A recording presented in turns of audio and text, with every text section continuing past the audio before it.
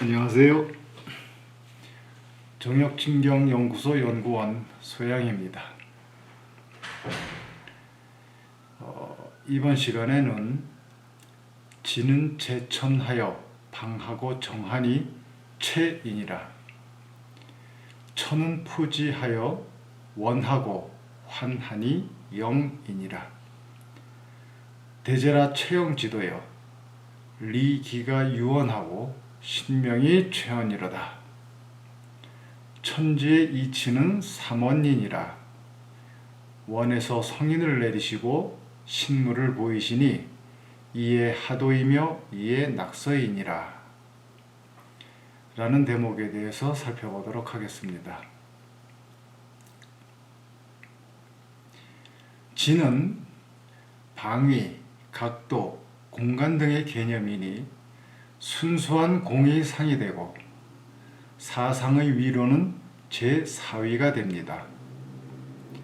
천은 일점, 일선, 일원, 일기, 시간 등의 개념이니 순수한 일상이 되고 사상의 위로는 제1위가 됩니다. 그래서 지의 체는 방위의 공간 개념이고 천의 체는 그 공간을 싸고 있는 가득한 일기의 힘입니다.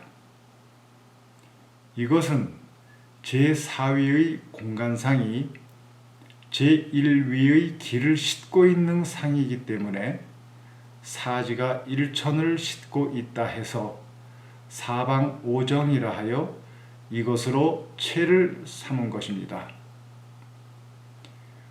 오정이란 것은 이미 공간상과 시간상을 모두 포하고 함한 공과 유의 포함성을 뜻합니다. 천의 체는 전직한 일선의 시간 개념인데 공간상에 분절돼 꺾이고 휘어서 다시 처음으로 돌아와 합함에 일원의 상이 되고 그 상이 둥근 고리와 같다 해서 원환이라 한 것입니다. 영이란 것은 거울에 비추어진 그림자 상과 같은 것인데 이것은 1, 2, 3, 4의 사방을 싸고 있는 천의 선 개념이 사방의 가운데 상인 공간상에 진동해 반사돼서 6, 7, 8, 9의 그림자 상을 형성한다 하여 이르되 영이라 이름한 것입니다. 체영지도라는 것은 이 우주의 몸뚱이가 어떻게 생겼으며 또 그 작용은 어떻게 하여 가느냐를 말하는 것입니다. 일부께서 이것을 한마디로 표현하셨는데 우주의 몸뚱이는 체는 방정하고 그 작용은 원활하게 간다고 하신 것입니다. 1, 2, 3, 4, 5가 우주의 몸뚱어리 모습, 즉 체가 된다는 것은 우주 천지의 체와 용인 1, 4, 3, 2와 관찰자인 중 5가 모두 이 안에 들어있는 것이므로 이것으로 체를 삼은 것입니다. 그래서 우주의 숨어있는 모습은 리가 되고 그 숨어있는 모습이 반사돼 나타나 있는 그림자를 기라 하여 리기가 들어있다 하였습니다. 이렇게 볼 것 같으면 우리 눈앞에 나타나 있는 이 우주의 모습은 모두 리체가 반사된 그림자와 같은 허환일 것입니다. 원은 일선의 휘어진 모습이고 환은 둥근 고리라는 뜻도 있지만 그림자 같다 하는 환의 뜻도 있는 것이니 일선이 휘어져 사방의 극에 도달함에 구가 되어서 일원, 구원, 구환이라고 하는데 이에 일은 우주의 시작이고 구는 우주의 끝이라 할 수 있을 것입니다.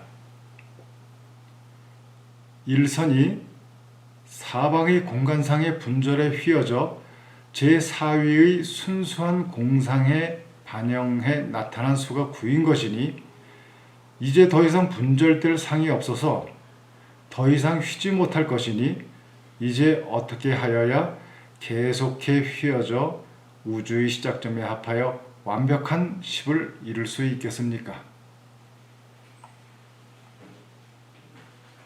1, 2, 3, 4는 중5의 나라는 주관적 관찰자가 관찰하는 대상의 객관적 상이기 때문에 그 반영되어 나타나는 수도 9의 끝이 되려니와 여기서 처음의 시작점에 다시 합하여 10을 이루려면 나라는 주관적 중5를 회광반조하여 나 자신인 5를 취할 것 같으면 곧 10이 되어서 드디어 우주의 시작점에 귀결해 10을 이루게 되는 것인데 이로써 10은 곧 우주의 시와 종을 동시에 갖춘 완결된 수와 상이라 할 수 있겠습니다.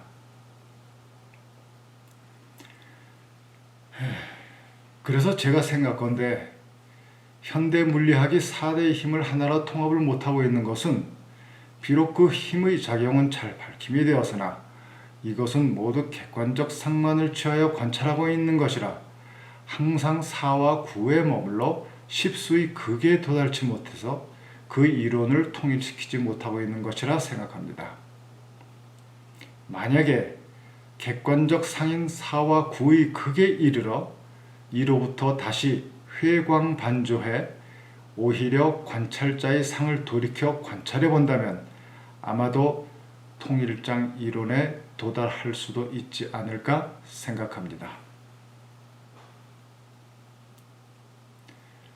신명이 모여 있다는 것은 1, 2, 3, 4 위의 내에 11과 10과 01과 00의 상이 모여 있다는 것인데 신이란 것은 1이 0을 여의지 않으며 0이 1을 여의지 않아서 1이 곧 0이요 0이 곧 1이라는 것을 상하여 육자의 작용이 이러함을 신이라 한 것이고 그 작용이 육자의 행에 모두 밝게 드러나 있다 해서 신명이라 하는 것입니다.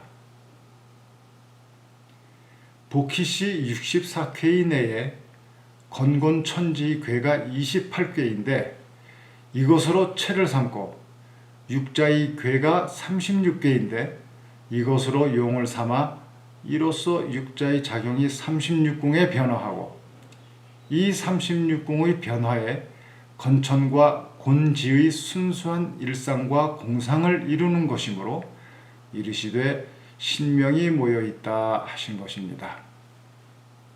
이러한 변화의 내용은 차후에 다시 상세히 밝히도록 하겠습니다. 3원은 삼극입니다. 왜 극의 근본 성품이 3으로 나뉘어지게 되느냐는 먼저 제2강에서 밝혔습니다. 3원은 순수한 공상인 무극임과 동시에 순수한 일상인 태극이며 이러한 공과 일을 함께 갖춘 황극을 말합니다. 원이란 것은 극의 성품이라는 뜻이고 극의 성품은 이렇듯 무극, 태극, 황극의 성질이 모두 한데 녹아 들어있는 근본 성품이라는 뜻입니다.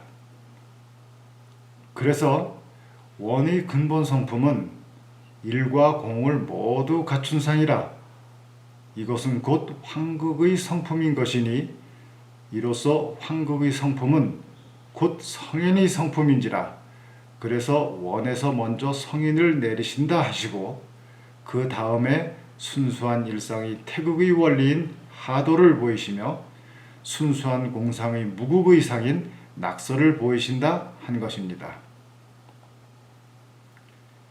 이것을 삼각 모양의 도형으로 그려볼 것 같으면 삼각형 좌측변의 선은 일상을 모방해서 태극이라 할 수 있고 우측변의 점선은 공상을 모방해서 무극이라 할 수 있으며 이러한 좌우의 선을 이은 밑변의 선은 일상과 공상인 두 선이 굴신하는 연속상이기 때문에 선은 선이로 돼 파동 모양의 선이 될 것이고, 이 파동의 모양은 일과 공을 다 갖추고 있는 상이기 때문에 곧 황극이라 할 수 있을 것입니다.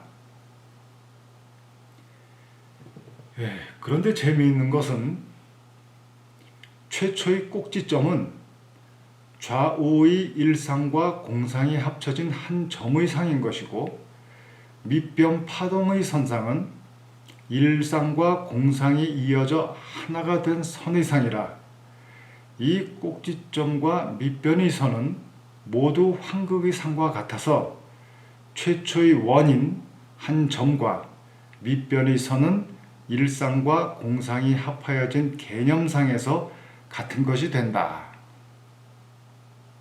라는 것입니다. 그래서 우주의 원은 황극이다 라고 하는 것인데,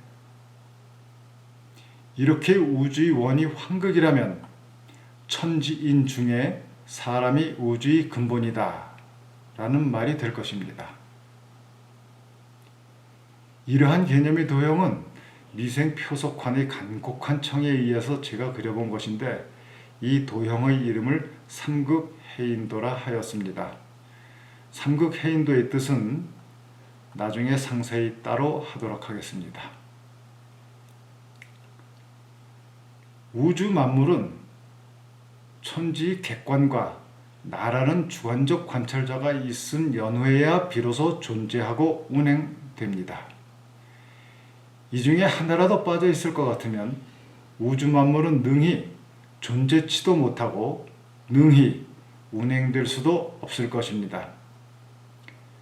그래서 삼재는 동시에 존재하는 것이므로 이것을 천지인 삼재라 하고, 이로써 삼위의 효에 팔괘의 상이 나타나게 되는 것입니다.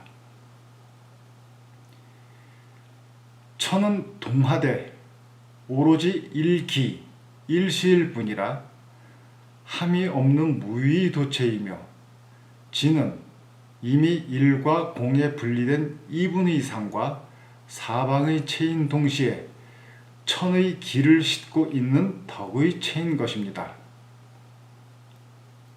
천지의 이러함을 일천사지와 삼합 이분의 위와 상에 이러한 천지의 체와 그 운행의 용을 이미 다 갖추어 지어가는 것은 인, 즉 사람인 것인데, 이것을 일부께서 이르시되 천황무이시고 지황제덕하시니 인황작이니라 라고 하였습니다. 천지인에 모두 황자가 붙어있는 것은 비록 본래의 극이 천지인의 3으로 나뉘어짐이 있으나 이 모두가 황의 체임을 드러낸 것입니다. 황이라는 것은 왕자 위에 흰 백자가 붙어있는 모양인데, 왕의 모양은 삼재를 수직으로 하나로 관통한 상이라 삼재가 본래 하나라는 삼위일체의 이치를 통달한 자를 상하여 왕이라 한 것이고, 이러한 왕자 위에 백자가 있는 것은 삼재의 모든 이치를 하나로 꿰뚫어 통달했다는 것까지도 또한 두지 않아서 이러한 일체 분별상을 벗어난 경지를 말한 것이라. 그래서 백자를 왕자의 위에 두어서 황이라 상형한 것입니다. 이러한 흰 백자는 곧 절대성을 가리킨 것이니, 순수한 절대성은 일체 분별심이 끊어진 묘처의 자리인 것입니다. 묘처라는 것은 비록 일체 분별상을 떠난 자리이나 그러나 삼재의 도를 등짐도 아닌 것이니, 그래서 흰 백자 밑에 왕자를 두어서 삼재를 낸다 하여 참으로 묘하다 해서 묘처라 한 것입니다.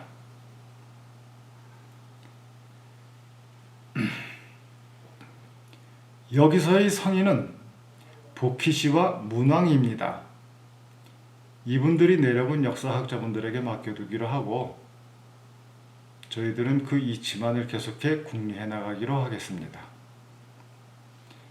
여기서의 신물이라는 것은 용마와 신구인데, 즉 용의 형상을 가진 말과 신령스런 거북이라는 뜻입니다. 용은 하늘을 의미하는 것이고 거북이는 지상에서 가장 낮은 곳에 처하여 또한 빠르지도 못한 동물이라 땅을 의미하는 것입니다. 그래서 원에서 성인을 내리시고 하늘의 상징인 용마의 하도를 시연해 보이시며 땅의 상징인 신령스러운 거북이에 낙서를 시연해 보였다 한 것입니다. 이것은 원의 극이 삼재의 도의 이치를 시연해 보인 것입니다. 그래서 복희씨가 하도의 상을 관하시어 괴의 상을 그려내시고 문왕이 낙서의 상을 관찰해 물물의 상대적 이치를 밝히신 것입니다. 하도와 낙서는 천지의 이치를 모두 함축하여 나타낸 상과 수라, 이것을 펼쳐 논을 하자면 평생을 해도 다 못할 것이기 때문에 여기서는 가능한 아주 쉽고 간이하게 그 본래의 갖고 있는 이치만을 궁리해서 논을 해보도록 하겠습니다. 하도는 한마디로 말해서 우주의 근원과 생성의 이치를 수로서 나타낸 상이고, 낙서는 우주와 만물이 생성됨에 자연히 상대적 대칭의 상이 나타나서 그 상대적 대칭의 이치를 수와 방위에 안치해 놓은 상이라 할 수 있겠습니다. 자, 그럼 하도의 이치부터 살펴보도록 하겠습니다. 태초의 근원이 현현하여서 무어라 형성에 표현할 수도 없고 무어라 말로도 할 수가 없더니 그 근원을 변하여 최초의 한 점을 찍음에 일과 공의 이가 동시에 나타나고 이에 대칭의 일공과 공일의 상이 따라서 나타나 사상의 의도 또한 동시에 나타나는 것이며, 이러한 사상의 위인 1, 2, 3, 4의 위가 생성이 돼서 천지의 체와 용이 그 위와 상을 얻게 되고, 또 이와 동시에 천체의 일과 지체의 사가 서로 상대에 교합하는 상이 자연히 있어서 합해 중오를 삼아 또한 이와 동시에 나라는 주관적 관찰상도 함께 나타나게 된 것입니다. 그래서 드디어 이 주관적 나라는 개념의 중오가 천지의 체와 용을 관찰함이 있게 되는 것인데, 천의 체인 일을 관찰하다 보니 관찰하는 중오와 합하여 6이라는 숫자의 상이 나타나고, 지의 용인 1을 관찰하다 보니 관찰하는 중오와 합하여 7이라는 숫자의 상이 나타나며, 천의 용인 3을 관찰하니 8이라는 숫자의 상이 나타나고, 나아가 지의 체인 사를 관하다 보니 9라는 숫자의 상이 나타나는 것인데, 그런데 이 중오는 자신 스스로를 관찰해 돌이켜 관하다 보니 중오가 다시 중화합하여 문득 자신 스스로가 10이라는 우주 전체 숫자의 상이 되더라. 이것이 바로 환극이 무극이며 10과 5가 하나라는 15일원의 본래 뜻입니다. 이러한 이치를 가만히 생각해 보건대 우주 만물의 이치와 그 근원은 내 자신을 안으로 돌이켜 비추어서 회광반조해 극할 것 같으면 10이라는 숫자를 얻게 돼서 바로 우주 전체와 더불어 하나가 될 것이고, 이미 우주 전체와 더불어 하나가 되었다면 그 안에 있는 모든 만물의 이치도 자연히 나와 더불어 하나가 되어서 모두 통달케 될 것이다 라는 말이 될 것입니다. 그러니까 이 10이라는 객관적 숫자는 밖에서 온 것이 아니라 내 자신 속에 이미 들어있다는 말이 되겠습니다. 그러니 우주의 이치를 저 지구 밖에 있는 밑도 끝도 없는 먼 곳에서 찾으려 하지 말고 내 자신을 회광반조해 내 자신 속에서 찾아야 하는 것이 이치의 자연한 것이라 할 수 있겠습니다.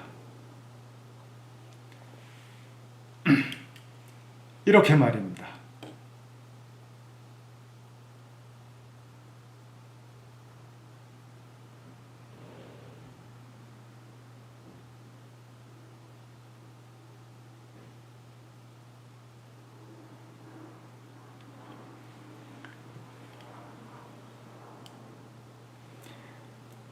그런데 재미있는 것은 이 우주의 모든 법상이 나라는 주관적 관찰자에 와서는 모두 반사해 거꾸로 나타나는, 즉 양수는 음수로, 음수는 양수로 나타나는데, 이렇게 볼 것 같으면 지금 나의 앞에 나타나 있는 모든 만물의 상은 모두 천지의 체와 용이 뒤집혀서 거꾸로 나타난 영상, 즉 실상이 아닌 그림자라는 것을 알 수가 있을 것입니다. 그래서 일부께서 이것을 영생수다라고 하신 것입니다. 이제 이것을 1과 6이 하나라 하여 북에 배치하고 2와 7이 하나라 하여 남에 배치하며 3과 8은 동에, 4와 9는 서에 배치하며 5와 10은 중궁 중위에 배치하여 드디어 5원의 성품과 10천간이라는 것이 만들어지고 5원이 행한다 하여 오행이라 한 것입니다. 이러한 움직임들이 상들을 가만히 들여다보면 천지는 제5위에서 종하여 마치고 굴신에서 제6위에서 다시 시작된다는 것을 알 수가 있는데, 이것은 제6위가 다시 제1위가 되어서 나아가 다시 제5위의 위에 10의 위가 되는 것이므로 천이 분하여 제5위의 지를 이루고 지가 천에 합하여 제5위의 10위에 다시 천의 체로 돌아오니 이것은 지천이 합하여 도체를 성한 것이 되어서 천지와 지천이 이렇게 모두 하나가 되어 이로부터 우주는 다시 시작되는 것입니다. 또 가만히 들여다보건대 천지와 지천이 각각 제5위의 그 체를 이루고 제6위에 다시 시작됨을 알 수가 있어서 이것은 결국 시의 개념인, 즉 시간의 개념인 일선이 5 공간상에 분절되고 다시 5 공간상에 합하여 천지의 체와 지천의 용이 다시 순수한 도의체로 돌아온 것이기 때문에 이로써 만물의 살을 모두 마침이 된다 할 수 있겠습니다. 일선이 5 공간상에 분절하면 분절된 선은 6개가 되고 6개의 분절된 선이 5 공간상에 합해 이어지면 다시 순수한 일선이 상이 되기 때문에 시의 위는, 즉 시간이라는 개념의 위는 6이 되는 것이고 공간의 위는 5가 되어서, 그래서 공자께서 이르시길 6효의 위에 시가 성한다 하였습니다. 이렇게 6효의 위에 시가 성한 것이라면 건천괴의 6효와 곤지괴의 6효에 각각 음과 양이 행하여 시를 성한 것이 되기 때문에 이 양쪽 괴의 효 위를 합해서 시는 12시라 하여 드디어 12지지의 상이 만들어진 것입니다. 그래서 10간과 12지의 개념이 생겨나고 서로 교하여 육식갑자가 만들어지게 된 것입니다. 이것이 바로 하도의 이치입니다. 즉 하도는 음양과 삼재와 팔쾌와 사상과 오원과 유기에 천간과 지지와 육식갑자 등등이 만들어지는 연유를 밝혀놓은 것이라고 할 수 있겠습니다. 오원이 양하여 양이라는 것은 이렇게 양분됐다는 말입니다. 5원이 양하여 10간이 되고 6위가 양하여 12지가 되며 서로 교위해 이를 주해하여 60갑자가 된 것이니, 교위한다는 것은 서로 사귀어서 합한다는 것입니다. 서로 교위해 이를 주해하면 60갑자가 된다는 것입니다. 모든 동양 철학, 명리학과 점서 내지는 천문지리, 동양의학 등등이 이제 이것들을 기초에 추리해 가는 것이라고 생각하시면 되겠습니다.